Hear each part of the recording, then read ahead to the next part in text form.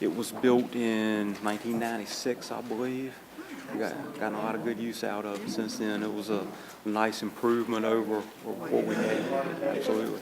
I love the library being attached. It's like, it's the best. Yes, ma'am. It was a good design. I love the scenery surrounded by woods. Yes. Beautiful this time of year in particular. Oh, yeah. Kind of secluded, it's quiet. Quiet is good. Yeah, yeah, you're not right on a main road. Yes, ma'am.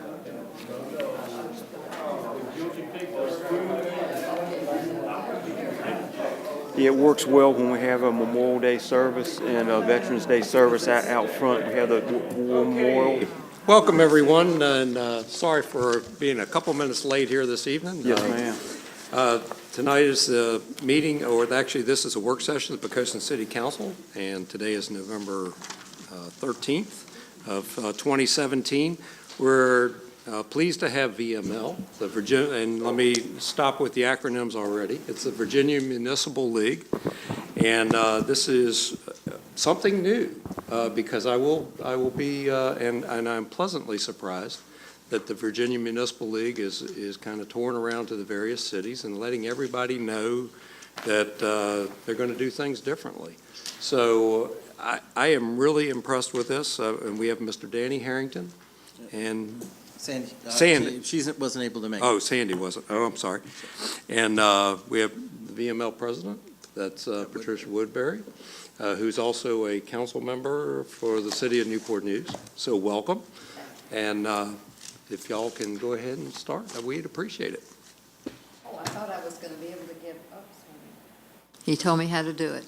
You don't want my whole resume? Yes, ma'am, you can go right through it. No, I think not, but thank you very much, and it's a pleasure to be here. I understand what you do because we meet on the second and fourth Tuesday nights, so that's why I'm available to come. But we are so delighted to be here on behalf, really, of VML, because I'm going to use an acronym too because it's easier. But I'm hoping that we can share with you some of the good programs that we have that you can take advantage of. Now, I know Kerry knows this because I see him at just about every VML, and I want to encourage you all to start coming to those conventions and to the workshops that we make available to you, because I think they can be an asset for your city. Next year's in Hampton. And it is in Hampton next year, so no excuse why all of you can't come. Thank you for the opportunity this evening. This year will hold, as many past years, lots of challenges to our local governments. The Virginia Municipal League will be working hard throughout the year to represent our communities. This fall, VML offices are fanning out across the state to talk to councils about some of the issues before us. This evening, I'm going to give you highlights of the VML 2018 legislative program. With me this evening are Neil Meeks and Janet Arison of VML staff who can help answer the questions. You see, it's so wonderful you get to do the talking, but they have to answer the questions. That's the way to plan it. This program is developed through VML's Legislative Committee. Is there anyone here who serves on the Legislative Committee? If not, please think about signing up because it's a very active committee and you don't meet that often, but it's very crucial to have your input for what you want to talk about it with the General Assembly. It's comprised of 24 members representing communities from throughout the Commonwealth with help from our 6 policy committees. Now, you're on a policy committee, I know. I was on transportation. Transportation. But there are 6 in total. The Legislative Committee worked early June through late September on the program, which is then was adopted by VML membership during the annual conference in early October in Williamsburg. As you will see, VML has 3 top priorities this year. The state and local fiscal relationship is number 1. Education funding is number 2. And state assistance to law enforcement and local law enforcement, commonly known as HB 599, which I'm sure our friend over there knows all about. which was the bill that created the program in the early 1980s. Now, number one, our position on the state and local fiscal relationship is a comprehensive one because we all know how complex a relationship can be. As a part of this position, we state our opposition to any restrictions on local taxing authority in the absence of any reliable, sustainable alternatives. We ask that local governments be part of any discussion relating to local taxing authority. We oppose the imposition of increased administrative responsibilities without accompanying state funding or additional local taxing authority. In other words, we don't want the mandates, unfunded mandates, which the state well knows how to do. We oppose the imposition of increased administrative, We oppose the shifting of state responsibilities onto local governments. We believe that any budget cuts to state-mandated and other high-priority programs should specify the programs to be affected. Now, educational funding. It's what all of us know a lot about. We oppose, and by the way, that is one thing I do claim, because years ago when I taught at Hampton University, I was on Pocoson's year-long strategic planning for their school systems, which is why you have such a great school system. Just kidding, but I was a part of that wonderful opportunity to do that. We oppose policies that lower state contributions to education, but do nothing to address the cost of meeting those state requirements, the SOLs, and the standards of accreditation. We support increased state funding for the Virginia Preschool Initiative, the kindergarten to grade 3 reduced class size, and the early reading intervention program. We support increased state stipends for highly effective teachers in high poverty schools and other innovative programs for teachers and students. Now to local law enforcement. I would like to, excuse me. I'm sorry. Do you want to skip back to them? All right. There was one slide that got added at the last. Oh, okay. It just gives them an idea. Okay, Oh, For people's we've benefit. seen this chart before. yeah. Actually, you've lived it. We are very that's familiar with it. Unfortunate. Okay, law enforcement. I would like to note that almost 70% of Virginians live in communities served by police departments versus sheriff's departments. State assistance for local law enforcement came about when the state imposed an annexation moratorium on cities more than 30 years ago. This funding is very important to our cities and towns, and we support the funding for this program as stipulated in the Code of Virginia. For Poquoson, this funding equaled $240,713 in the last fiscal year. Turning to the remainder of our legislative program, I will highlight a few other of our positions. We support setting the communication sales and use tax rate at the same level as the state sales tax rate and broadening it to include audio and video streaming services and prepaid calling services. We support legislation to establish a protective floor price for the 2.1% regional gas tax, which as it was done, I think last year or the year before for the statewide fuels tax. We support giving local government authority to adopt additional regional or local taxes to provide needed capital funds for transit. And I want to say there, that is needed so badly. I am currently chairwoman of the HRT, Hampton Roads Transit, and we hurt in transit, and I don't even think you all have transit in. No, we do not. Yeah, but I think you should. That way you could get to Newport News more. Or Newport News could get to us. Go get to you, for Christmas shopping, right. And we support increased dedicated federal and state funding for public transit and equitable distribution of such funding. We urge the General Assembly to address greenhouse gas emissions targets through the regional greenhouse gas inventory or through carbon credit auctions.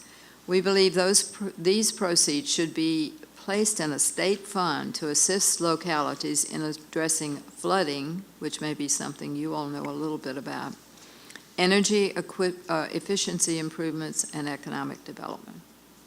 We support implementation of new wireless technology to all localities and retaining local land use authority in the implementation of wireless technology. There I have a little bit of problems because we had at the VML conference, I don't know how many of you were there, but it has happened recently that the wireless companies have been able to come to a city and say, we're going to put a wireless, we're going to put one of those things, yeah. And we don't have to have your approval. And that is very upsetting to me as a council member, just to say, they could come out here and say, hey, I'll put one out in front of this building, So the land use thing is very important, I think, and I don't think we should lose local land use authority. We also support continued investment in the Stormwater Local Assistance Fund to assist localities with much-needed stormwater projects to meet both federal and state clean water requirements. Our entire program is outlined in the brochure and in the packet that you got. We know that your city will have its own legislative program and hope that some of the VML priorities will be on your list as well. Before I close, and you know those are the two most wanted words in any speech in closing, I want to put a plug in for the two VML 2018 General Assembly related events. First, we want to announce again we'll host a finance forum for local governments. That will take place on January 3rd in Richmond. This one-day meeting will feature speakers talking in depth about some of the financial issues that will be front and center during the General Assembly, and it does include lunch. Second, VML hosts a legislative day during the session. This meeting will be held January 31st at the Library of Virginia and will feature speakers talking about some of the big issues for local governments during the session, along with staff briefings, a few of the many briefings on many of the VML works during the session. We encourage everyone to attend, not just to hear the speakers, but to go to that delegation and watch some of the legislation action taking place at the Capitol. I encourage you to sign up for VML's newsletter, which there's a copy, I think, in your packet. If you don't already receive it, you can go to VML's website to sign up. Our newsletter is there to keep you informed on issues that arise in Richmond during the session, as well as legislative studies and state work groups. Thank you for the privilege of addressing you this evening, and thank you for your membership in VML, and I hope to see you all. And now you can ask them the questions. No problem. Any questions for the Virginia Municipal League? How many of you attended the legislative day last year? Not last year. What I will tell you, Patricia, is that City of Poquoson is, we've been part of VML for a very long time. I used to be on the Finance Committee. Oh, good. I will tell you that some of the lessons learned from the Finance Committee we brought home and did a lot of financial work within the City of Poquoson.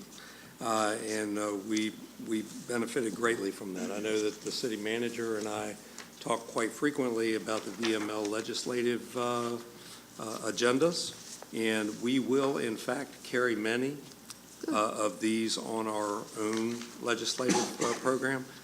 I won't tell you that we agree with absolutely everything that VML I wouldn't goes along expect with, that. but that's okay. But we obviously believe in strong cities. We share the desire to benefit from continued use of House Bill 599 and even potentially really expand it, because the benefits of counties as compared to cities these days is becoming quite, it's broadening. Yes, it is. okay? And everybody knows that cities maintain their own roads. We take care of lots of things, and we don't like all of the calculations, or what do you want to call them, the formulas that they use. And it's very hard to get any kind of consensus out of the delegation. But certainly, we want to see 599 funds continue, but expand into other avenues as well, which would help some cities. You know, the trade-off on that might be that maybe we ought to have another discussion about reopening annexation. Oh, interesting. Okay. Because I will tell you that I think that cities have a better model, cost model of benefit to the state, and that it's something that should be discussed amongst the highest, in the highest government levels. You know, places like the city of Poquoson, I think, can be a good model for how do you do it right, what does your budget look like, and you know, maybe the county form of government is maybe outweighed by that. So sometimes I think it's a good thing to have that discussion. Well, maybe that'd be a possibility for you to present at the convention next fall. I would certainly welcome that. Concerning that issue, you know, Yeah. and the pros and the Well, cons there's a lot to of do that. counties that attend that, so, you know, I don't. You don't want to be run out of But the I city know- of Hampton. But I'm quite open to opening the discussion. I will be Well, I quite was in interested. Virginia Beach. I taught in Princess Anne County when I first got out of college. It really dates me, but anyway, I'm not ashamed of it, but I taught there before Virginia Beach annexed Mhm. Princess Anne County. And of course, the city of Newport News annexed Warwick. I remember that one very well, too. Right. So there are a lot of things you could bring to the attention, and I think that's a good one to possibly, we'll contact you and see if you want to put a program together and present it for us. Yeah, we can at least look, because, like I said, I think the delegation could spend some time studying that model again. Yeah. But you know, in closing, I think the thing is, we appreciate you coming this evening. Absolutely. We appreciate the conversation, the openness, and a look at the legislative agenda. And we will certainly, you'll see many of these things repeated in ours. Can I say one more thing about this VIP stable NAV liquidity pool? I was so impressed. I really had heard about it, but I had never had a presentation. And I think for a small city, there's some really excellent chances to make some money out of this. So I don't know whether you all participate or not, but I would urge you to at least look at it. We certainly will. Okay? Okay. Any other questions or comments? Anything else? Like my comment. Go ahead.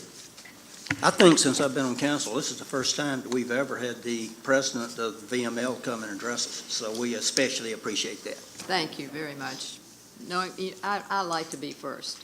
That's good. I really do. So I'm glad it happened. And anytime, if I can be of service to any of you, I would be glad to come back. Well, thank you. So, thank you. All right. That's it.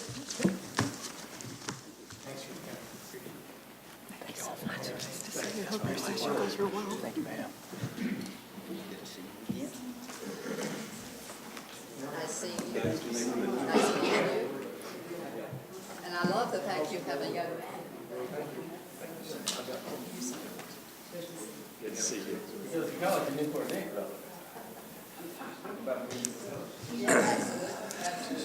Well, I don't, would up your women maybe because I run the council, see? Well, there you go. Come right on.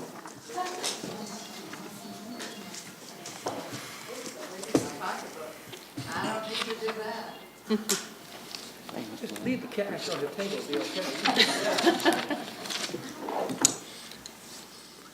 All right, the next item on the work session this evening is a discussion of transportation improvements. This is something that we added, and we said we would talk about once a year, talk about all of the to kind of wrap it up and at least have one work session per year to talk about what council was seeing out there, and as well get a briefing from staff on what transportation improvements were basically in the mix from previous year's discussions.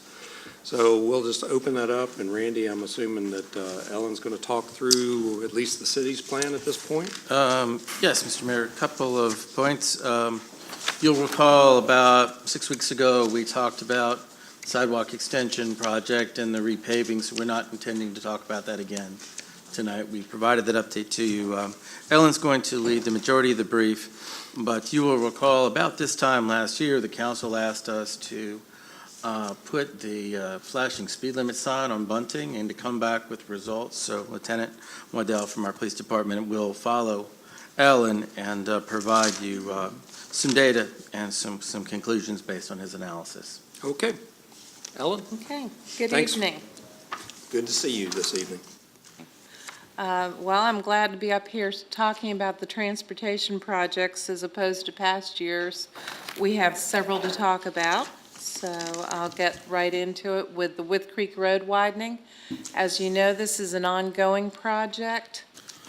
It's a joint project with Hampton that Poquoson is participating in, and VDOT is managing because it does span both localities.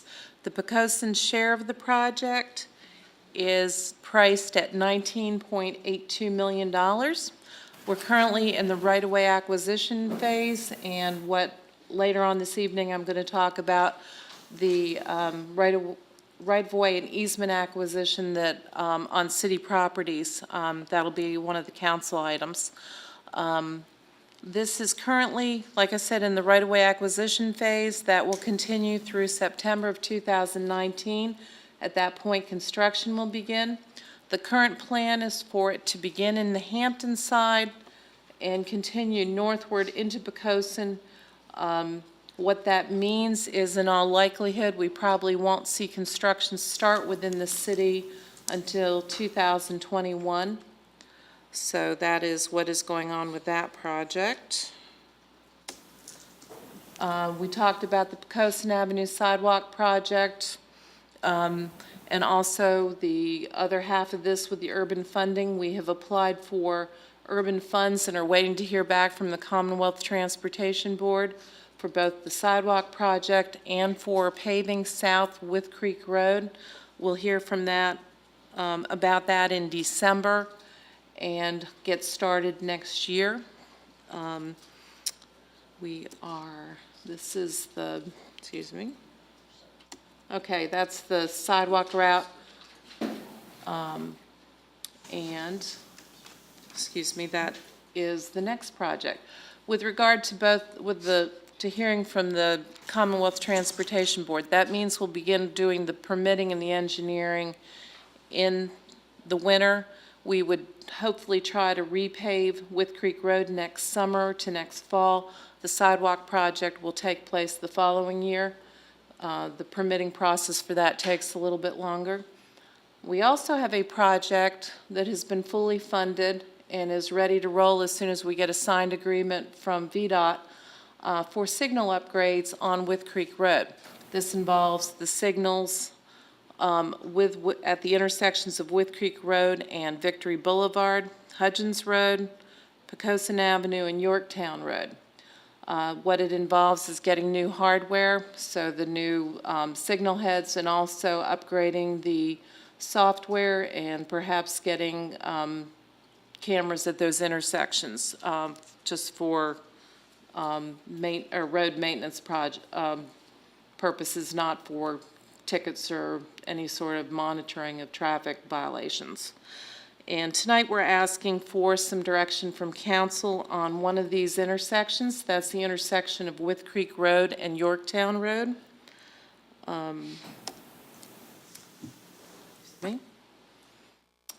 This is a view of that intersection. It's a T-shaped intersection, and you're kind of above Yorktown Road looking at Hunts Neck Road. At this point, the concern is the question is whether or not we go to a signalized, or excuse me, a flashing mode in off-peak hours, in the evening hours, and if so, what hours we should do that.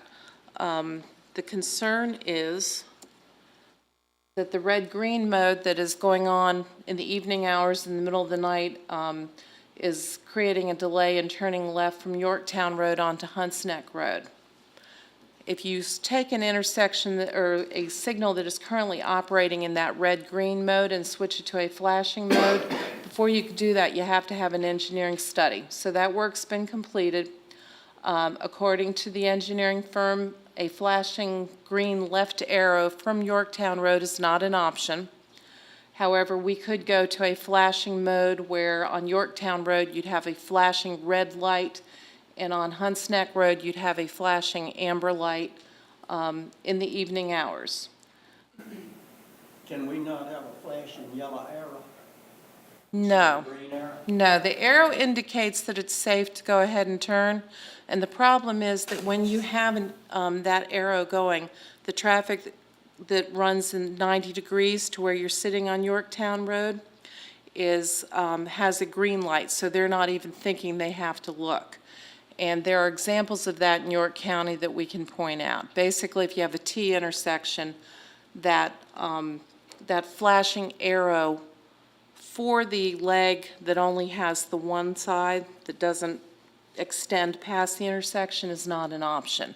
And that's basically a VDOT rule. Is there another option there to, if we're going to upgrade the equipment there, to have a multiple timing feature in that? I mean, it seems to me in the middle of the night, you could just have something that's more of a demand light. I think most of us know, you pull up and it just starts things happening, but I don't think we want a demand light there full time. So is there equipment that allows you to differentiate your timing for the time of day?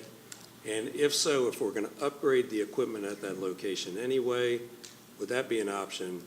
And I'll tell you why I say that. There's a business there, they'll probably be closed. There are two houses right there where those flashing lights would be in your windows all night.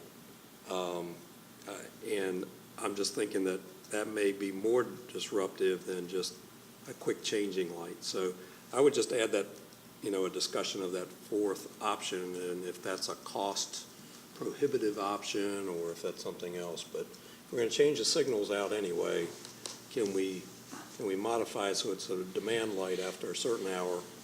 So you get the quick left turn signal after, say, midnight or 10 p.m. or something, instead of just flashing all night. I don't see why not. Well, we can check into that. You may be able to change the amount of time it takes in the evening and after hours as well. I understand that it's frustrating to come up to a light when there's no traffic. I think we've all lived that, right? And you're sitting there and you're waiting for the light to change, and it seems like an abnormally long time because it's set for normal traffic volume. So if that's something you can consider, I'd like to see you add that option. So. It's even more frustrating after you've made left turns on 3 flashing yellows all through York County, Newport News, and Hampton, and then come to B.C. Smith store and set for another minute and a half at 11:30. Yeah, but I see that's not a option. So. And the second, is there any way to shield the lights from the residents that's right there? We can check into that, but it would all depend on the angle. I mean, at some point, you're also shielding it from the drivers, so that may or may not be an option. I, for one, have never been in favor of flashing red and caution lights. They are an accident producer. And there is plenty of statistics to prove that, and I can't believe we're even thinking about that. If you're where you're going after midnight is so daggone important that you can't sit there for a minute, then maybe you shouldn't be going there. I don't buy into this inconvenience for safety's sake. But when you have flashing lights, it's just an invitation for an accident. People don't understand them. They think the flashing caution is getting ready to turn red, they'll stop. The red, they think it's turning green, and they'll go, and it's an invitation for an accident, and I, for one, am not in favor of it. Okay.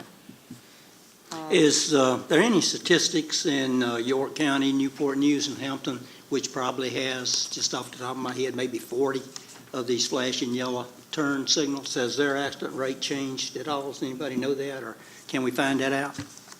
I don't, I will also check. I think it would probably be more appropriate to find statistics on going to that full, the full flashing red and the full flashing amber as opposed to the turn arrow, but we can check into that and try to get both. I do know that the arrow was first, the flashing arrow was first brought about because they wanted to make it less confusing. In general, they do try to avoid just the flashing lights. Unfortunately, it's just not an option for the Yorktown road traffic Because it's a T intersection. because it's a T intersection. Right, okay. But we've had yield signs there before that worked okay too, so that's just something I understand. If you do make a change to the road, the engineering study basically recommended that you keep in mind the teen curfew is from 12 a.m. to 4 a.m., and that would be the preferred alternative to change to a flashing mode. The city does have, during the current year, about 15% of the accidents did involve juvenile drivers. There has been one accident at the intersection this year. If you do change the light, you do have to monitor the intersection, and if there's an increase in accidents, you're looking at turning it back to what it was, to that full red-green mode. So it does require post-monitoring after you've made that change. Okay. Okay. So, on to future projects. The Victory Boulevard widening project is a high priority for the city. The city has attempted to receive funding through the Smart Scale funding process, formerly known as the HB2 process, on 2 occasions. During the first round of HB2 funding in 2015, the project did not score well at all. We considerably improved the project's ranking in the 2016 application process. At this point, the design is pretty much optimized. It doesn't look like we're going to be able to tweak it anymore and get the score up that much higher to the point where we might receive funding in the future. So what we're really looking at for future, or one option to improve the score in the future, since right now the 4-lane divided road project has pretty much reached its peak, would be to go to an alternative design. What that might involve is going to a 3-lane project or looking at alternative intersections. Alternative intersections appear to be a priority for VDOT. They've already announced that when they're looking at the smart scale projects, when they come in for the next round, they're looking for an alternative intersection as opposed to a signalized intersection.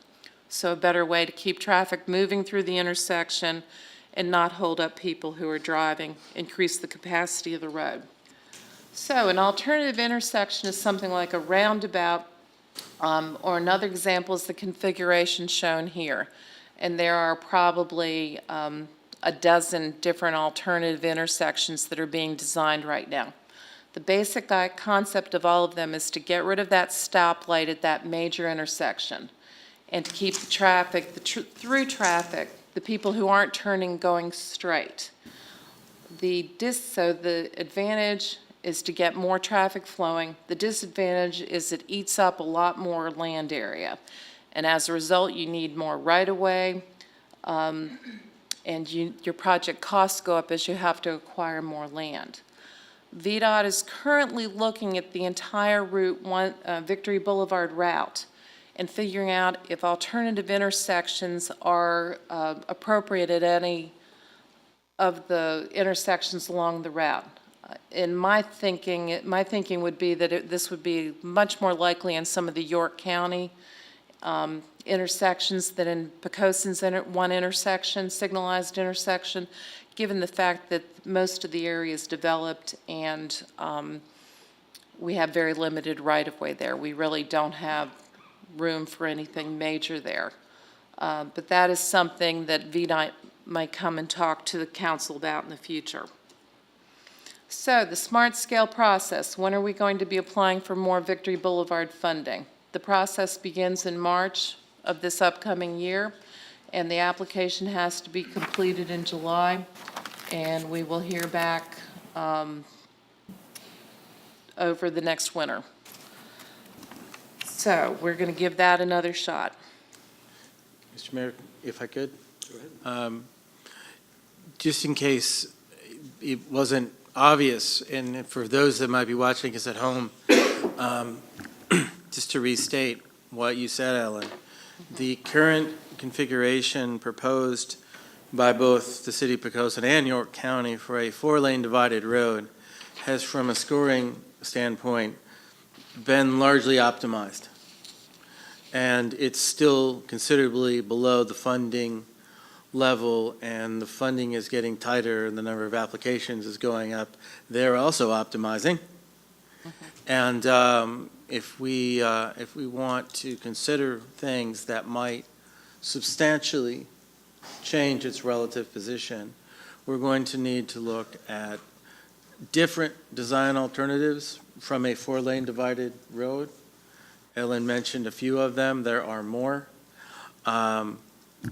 We're hopeful that VDOT will be in position in the first quarter of next year to come and speak with you about these things, because this is way too big a decision for the city manager and the city engineer to make in a conference room against a deadline. We need to have a real conversation about these changes and make sure that the city council is supportive of any changes that are made. And of course, Ellen didn't mention it, but another thing that can help us and help York County as well and anyone else is the more local money you're willing to put into a transportation program, the better you can influence your score. We've not traditionally put money into it. I'm not lobbying hard, but the point is we have optimized the current design, and the things that are remaining that may help us relatively aren't things that are particularly number one on our list of palatable things. Putting in more money, changing from a 4-lane divided to a 4-lane undivided, or a 3-lane reversible, or interchange, we're going to have to make some choices that wouldn't be our first choice in order to move it up the relative position. Just so I understand this, we own right-of-way already from Wythe Creek all the way to Carey's Chapel. We have the right, there would be no proper. For 4 lanes, and For 4 lanes, yeah. so does York County, as I understand it. So it's not so obviously the trigger is not the real estate acquisition cost, No, and I want to make sure that that's not in the formula. right. But the construction cost itself is the driver, and I think we've had that conversation. There were some really super intersections that they wanted to redesign that we didn't. I think those got removed as well. What I would tell you is, it's more down, I mean, the control of this is more down York County's lane than ours, but I would not say that we would hold back on any improvement, no matter what it is, but something needs to be done on Victory Boulevard. So, we'll be open to the conversation when VDOT's ready to have it. The sooner the better, because something needs to be done out there. I won't tell you that I necessarily agree with it, but we'll have to look at their numbers. They're the official numbers, and see what comes out. But 3 lanes would be better than 2. Obviously, 4 lanes would be better than 3.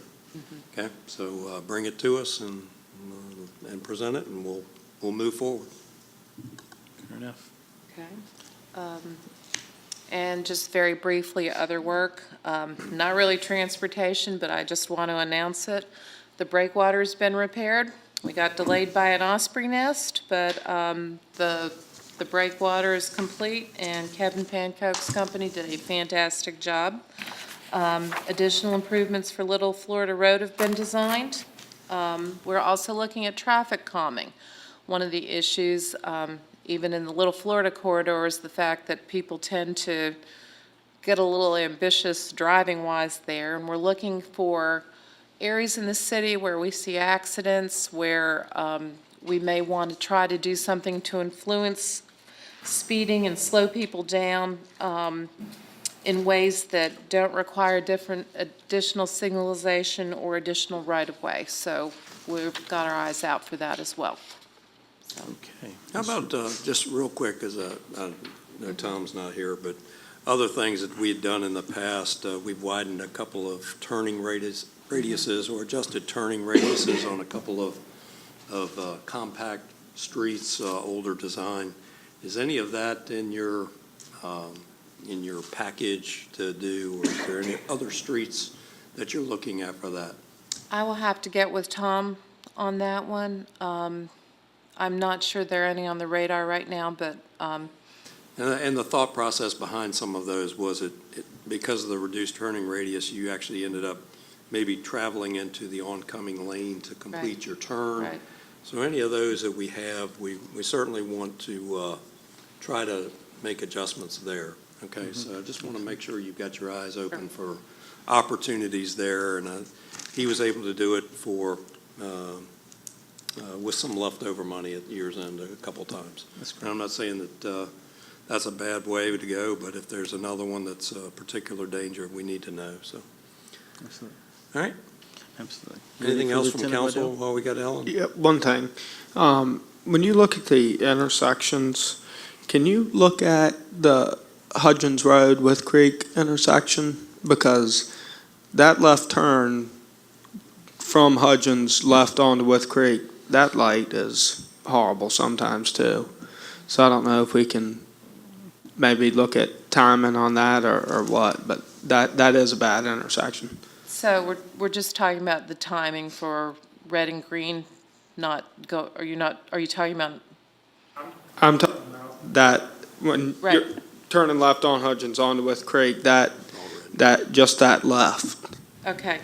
Part of the signal upgrade project is to look at the timing and getting that synced up better, so yes, we will make a note of that. Okay, thanks. I don't know how it happens, Ellen, but it seems to be that if you're in the second group, if the light has just turned green and it turns red, and you're in that second group, it changes quickly. But if there's a distance between it turning green and red and a long time before somebody comes up to it, you sit there a long time before it trips again. And I don't know what could cause that, but that seems to be what happens Are you talking about at the? at Hudgens and With Creek. Okay, And the left turn move off of Hudgens. okay, Okay, all right. anything else? All right, You ready for Lieutenant Waddell? yes.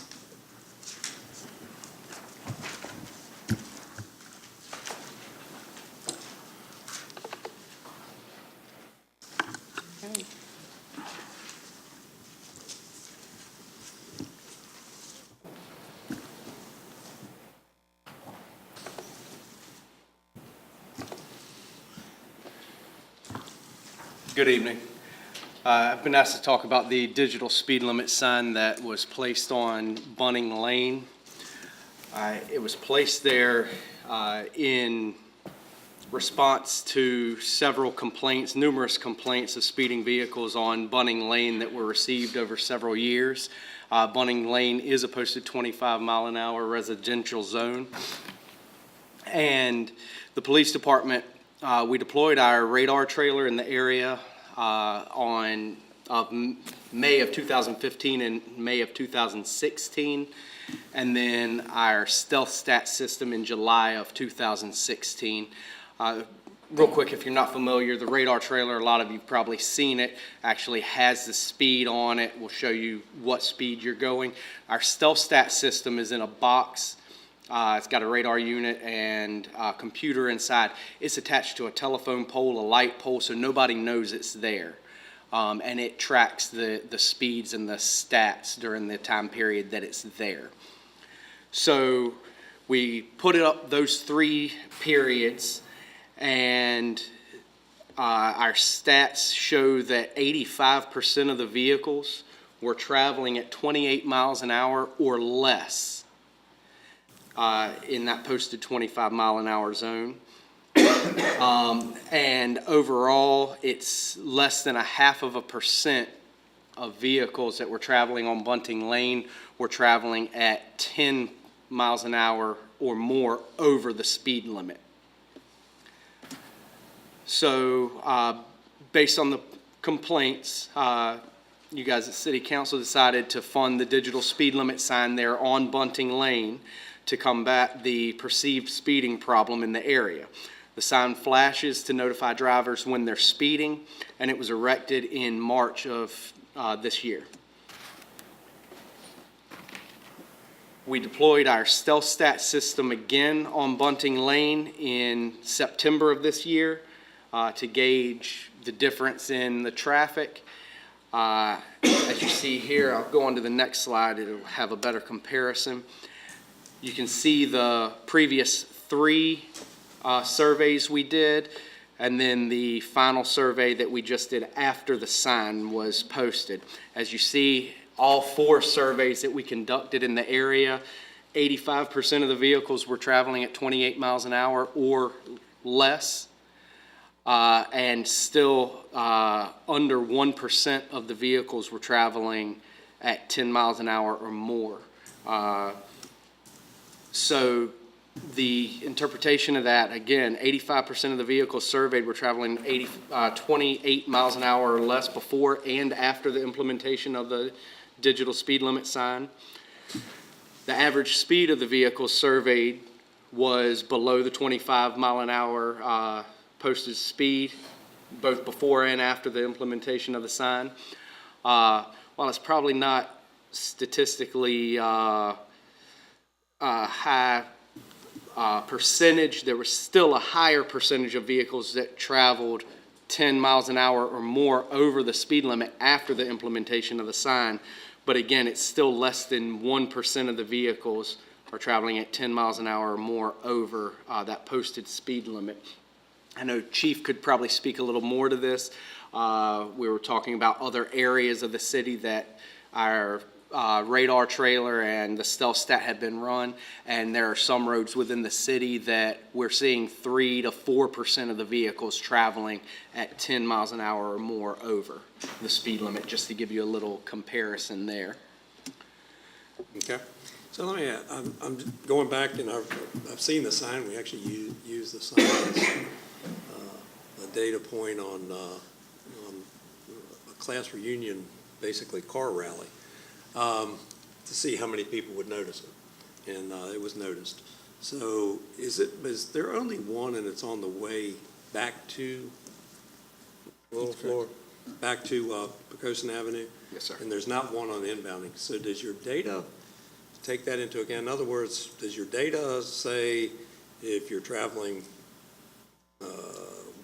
eastbound or westbound, I guess is the configuration of that road, does your data take that into account? The radar The sign? trailer, if it's set up in the same direction as the sign that's there now, it catches only traffic coming that direction. Okay. However, the StealthStat, it will catch vehicles both coming and going, both directions. So all I'm asking is your data normalized for traffic is heading in the direction of the sign? I'm not arguing with the data, by Right. the way, but so it's not making, essentially it's not making any difference? No, sir, not based on the data. Okay. And Okay. And the cost of the sign was not really prohibitive, was $6,000? I don't recall the exact amount, but that seems about right. I think it made difference to the residents. It made a difference, sir. I'm not saying we're gonna take it out, that's not what I'm saying. I'm just saying that when we study traffic calming things in the future, then we have to keep data like this in perspective, right? So, but right now, if it's, it's there, if it solves one issue, then it seems like it's there. It's worth its weight in gold. But statistically, there's no difference. That's what I'm hearing here. Correct. Yes, sir? Just a question.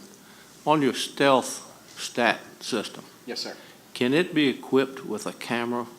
And if it can, if it took a picture of the license plate and the car, can you legally issue a summons from that radar reading? No, sir. Okay. So it wouldn't do any good. Correct. Okay. I think it's good information. I won't tell you that I'm completely surprised by the information, but it is good data, and this is the forum to hear it in. I would tell you that if the police department feels like there's other regions that, okay, so it was already, as I remember, the Bunting's Lane thing, there were two things that we did. And correct me if I have got these wrong. We added this sign, and I believe we painted the white lines on the road. We did. Okay, so there were two things that we did. Statistically, it's no different. If the neighborhood feels better and it feels safer, then I'm good with that. If you see a place where statistically our percentages are higher, I think you were talking about maybe there's a couple of places where 3 to 4% are there. If we know where those are, I think we can consider, repeating this in a couple areas of the city. I see them as a net benefit overall, if nothing else than to remind drivers. Some of them can choose to ignore it. I can't tell you that we can regulate human behavior, but if it makes a difference to some people, and we're willing to try this in other locations, I'm still open to that, given that the relative cost is not that great. So any other, I'm not asking you for those tonight, but what I would say is, where would you see this as a potential? So, okay, and then bring that back to us. All right? Yes, sir. And it doesn't have to be immediately, I'm just saying in the next year. Understood. That's some older data, Mayor. And I would suggest to you that you think about any road where we change the speed limit, Range Road, Okay, particularly where you lower it. right, okay. Hey, thank you for your presentation. Thank you, sir. Thanks, very well done. All we have, sir. That's it? Council, y'all want to talk about something else for 5 minutes? I'm just kidding. Y'all want to close the work session? Gene, this farm animal thing, I'm of the opinion that we should postpone any action on it because I don't think we got it right. Okay. Well, just bring it up In my in the meeting. mind, I remember having a consensus that we should at least mention pygmy animals being allowed in the ordinance. And I think, just from talking to the rest of the council members, there may be a consensus that maybe we ought to hold pygmy animals to a different standard. I think we should. And if we're concerned that they're going to show up in subdivisions, we can make the acreage high enough that it would never happen in a subdivision. So I think it's on the agenda for the evening. It's too late to change that. We'll tell you that, just like the last work session, I'm open to whatever, and if we want to table it, that's fine. Kim? postpone it, yeah. Okay. The ordinance. All right, so if nothing else, then I'll adjourn the work session. We'll move to the regular session.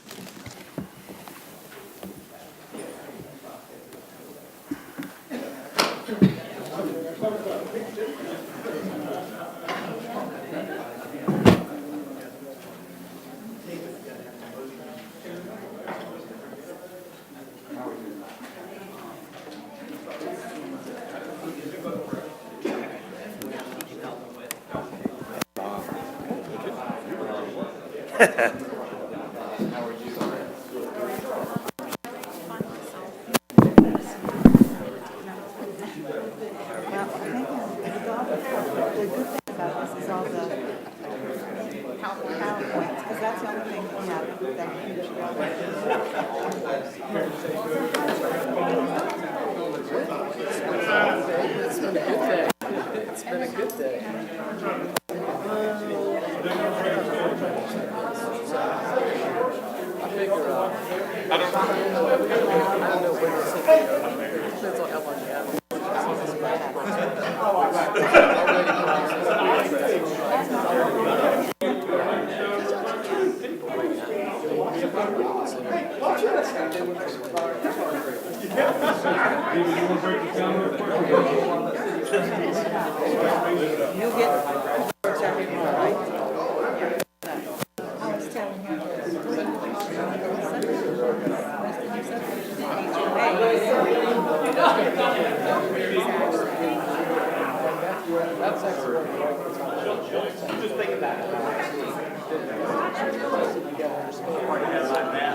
Come out here.